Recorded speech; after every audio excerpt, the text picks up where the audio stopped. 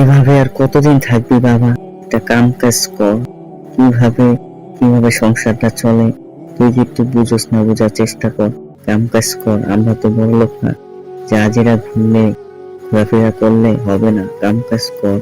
কতদিন আর বসে বসে আজিরা খাবি? কাম কাজ কর। আমরা যে বড় লোক না যে আজিরা খাইলে জীবনটা চলবে। কাম কাজ কর। এভাবে বলো না মা, আল্লাহর প্রতি বিশ্বাস রাখ, তাওয়াক্কুল রাখো। আমি তো এখন ছোট, আমি কি কাম কাজ করবো? আল্লাহর প্রতি বিশ্বাস রাখো। আমাকে এভাবে বললো না, আমি যে কতদিন আজিরা খাবো, আমাকে আর এভাবে বললা অপমান করো না মা। আল্লাহর প্রতি বিশ্বাস রাখো। আল্লাহ যদি চায় আমরা একদিন অনেক বড় লোক হব ইনশাল্লাহ।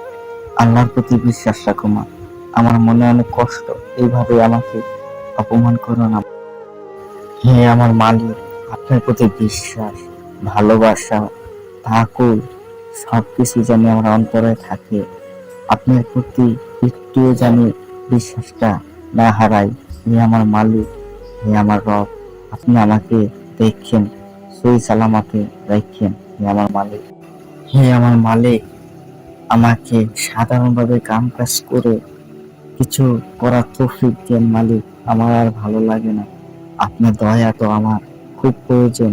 আমাদের ছেলেদের জীবনটাই তো এমন মালিক, আমার আর ভালো লাগে না কথা শুনতে। মালিক, আপনি একটা ব্যবস্থা করে দেন। আপনার কাছে এই নিশিরাইতে আইসি আপনার কাছে চাইতে। মালিক, আমি জানি আপনি আমার মনের ভাষা, অন্তরের ভাষা জানেন। মালিক, আপনি একটা ব্যবস্থা করে দেন। হে আমার রব, হে আমার খোদা, আপনার প্রতি বিশ্বাস, তাওয়াক্কুল সবই রয়েছে আমার অন্তরে। আপনি একটা ব্যবস্থা করে দেন আমার মালিক। আজকে এই গল্পের উদাহরণে আপনারা বুঝতে পারবেন আল্লাহর প্রতি তাওয়াক্কুল, আল্লাহর প্রতি বিশ্বাস রাখলে আল্লাহ তাআলা এমন কি কিছু না দেয় তার বান্দাকে। আসসালামু আলাইকুম। ওয়ালাইকুম আসসালাম। তোমাকে আমার অনেক ভালো লাগছে। তুমি ভদ্র, নম্র।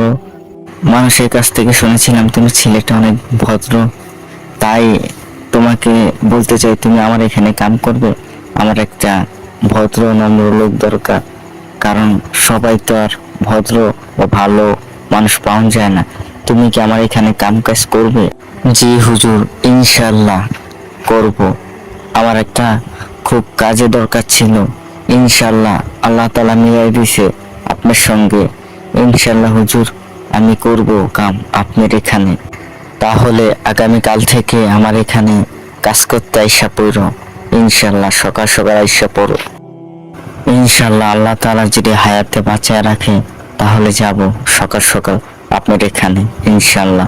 আসসালামু আলাইকুম, আল্লাহ হাফেজ। আলহামদুলিল্লাহ। আল্লাহ আপনাকে কিভাবে শুকরিয়া জানাবো, আপনি আমাকে একটা কাজের সন্ধান খুঁজে দিলেন মালিক।